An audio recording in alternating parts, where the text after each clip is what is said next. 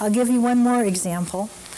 This was a little boy, he was only 3, and that's when I worked at Fano Creek Children's Center, and we had a 3-year-old class, a 4-year-old class, and a 5-year-old class.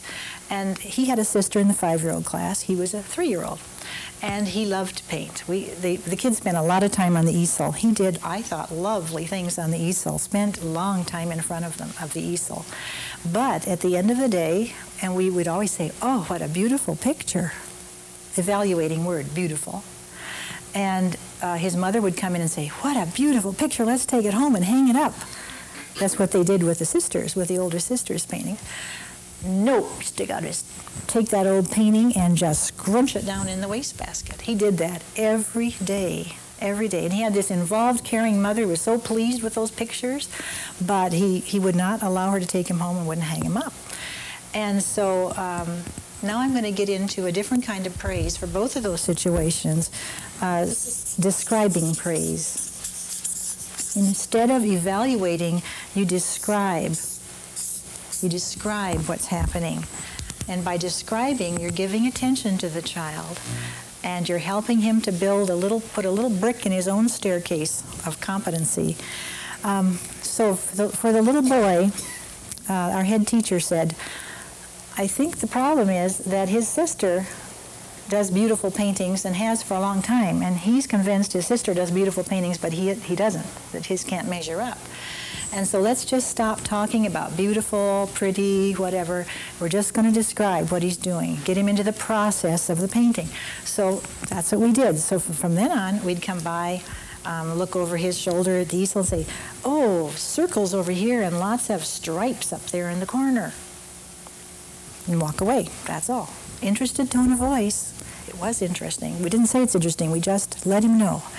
And then we walk over another day and say, oh, you're using lots of yellows and blues today. Stand there a while and look and say, makes another color green, huh? Walk off. We did this day after day. It took a long time. But finally, he got so involved in the process of the painting and of the work that he lost all sight that it might be better or worse than his sister's. And one day he held it up for his mom when she came and said, look, Mother, look what I did. And he let her take it home. She was in on it, and she had also been doing the same thing. And he let her take it home and hang it up on the wall.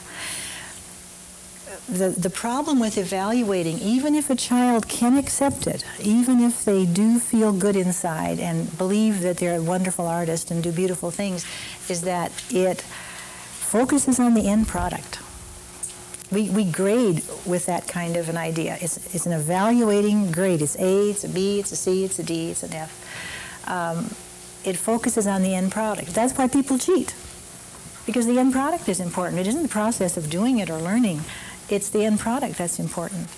And it's a lucky child where the adults around him focus on the process, because every time we walked up to that little guy and said, gosh, you're doing circles and ribbons today, or whatever it was he was doing. It was like we gave him a little brick to put in his little competency staircase, and finally, it took him 3 weeks or 4 weeks, but finally he was able to say to himself, I think, I'm a pretty good artist. But we couldn't just give it to him every day. We have to give it to him every day. If I told him he was a good artist today, and tomorrow I might change my mind. And then he's always dependent on somebody else, always dependent on somebody else's opinion. So this helps to make a child much stronger and more confident in themselves. Not that you can't ever give describing praise, of course, like good job, and that's okay. But to focus on the describing is really helpful. Let's go back now to that first boy I was telling you about, the boy who was in the fights and who just really fell apart when he was told how good and wonderful he was. That boy, you might think, what would have helped him to accept the fact that he hadn't had a fight? If the teacher had said, and started to say after that, by the way, after that incident, maybe stopped by my office and poked their head in the door and said, guess what, Mrs. Nordling, I didn't get a single note all week that Jim had been in a fight.